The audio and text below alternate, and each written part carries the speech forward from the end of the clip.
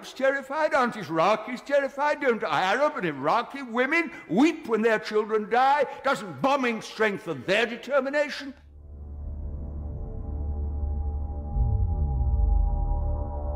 War is an easy thing to talk about. There are not many people of the generation that remember it. The right honourable gentleman served with distinction in the last war. I never killed anyone, but I wore uniform. But I was in London in the Blitz in 1940, living in the Millbank Tower where I was born. Some different ideas have come in since. And every night I went down to the shelter in Thames House. Every morning I saw Dockland burning. 500 people were killed in Westminster one night by a landmine. It was terrifying. Aren't Arabs terrified? Aren't Iraqis terrified? Don't Arab and Iraqi women weep when their children die? Doesn't bombing strengthen their determination? What fools we are to live in a generation for which war is a computer game for our children and just an interesting little Channel 4 news item.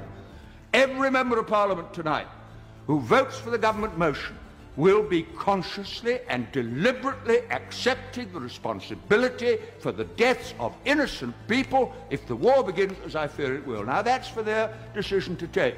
But this is a quite unique debate in my parliamentary experience where we're asked to share responsibility for a decision we won't really be taking with consequences for people who have no part to play in the brutality of the regime which we are dealing with. And I finish with this. On October the 24th, 1945, and the former Prime Minister from Bexley, Old Sidcup, will remember it, the United Nations Charter was passed.